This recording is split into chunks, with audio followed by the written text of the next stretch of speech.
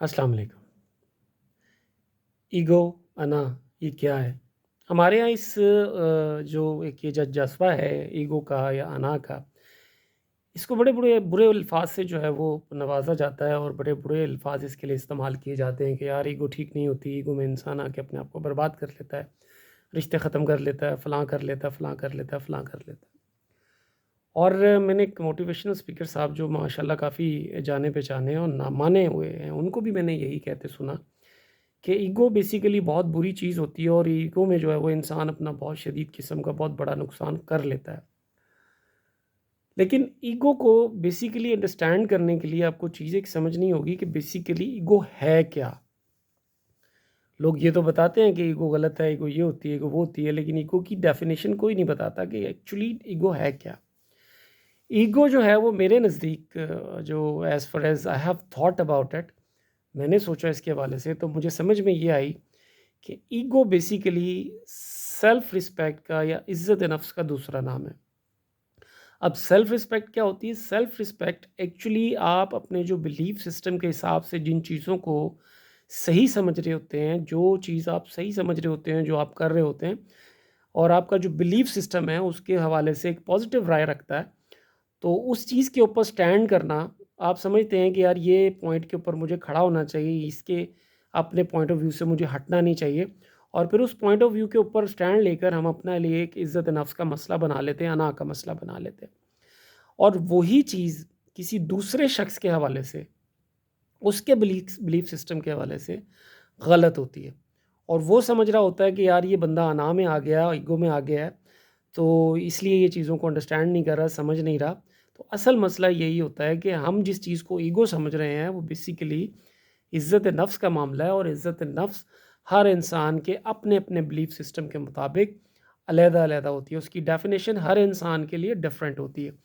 कुछ चीज़ें मेरे लिए ठीक होंगी, मुझे लग रहा होगा ये सही है, मैं ये कर रहा हूँ, मैं ठीक हूँ और मैं उसके ऊपर अड़ जाता हूँ और अपने जो है वो अड़कर उस काम को कर जाता हूँ।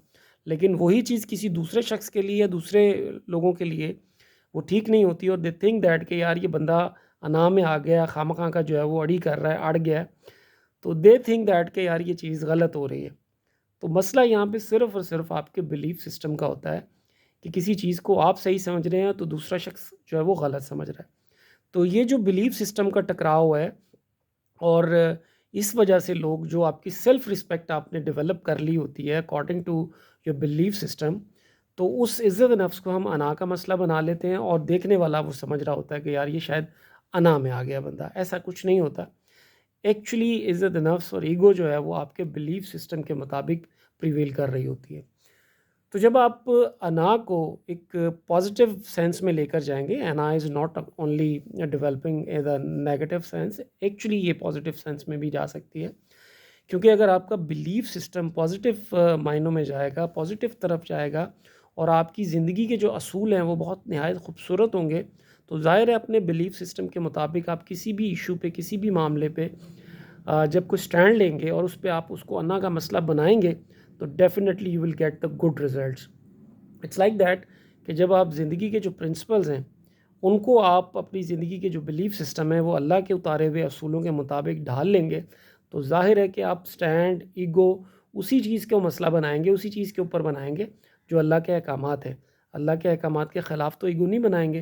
तो ज़ाहिर है कि इज़्ज़त नफ्स और ईगो का मसला आप वहीं डेवलप करेंगे, जहाँ आपको लगेगा कि यार अल्लाह ताला का हुक्म ये है और मुझे इसके ऊपर स्टैंड करना चाहिए, इसके ऊपर कॉम्प्रोमाइज़ नहीं करना चाहिए, चाहे दुनिया जितनी मर्ज़ी आपको कहे या कि ईगो सेंट्रिक है, ईगो में आ गया है, ये है, फलाँ, फलाँ, फलाँ।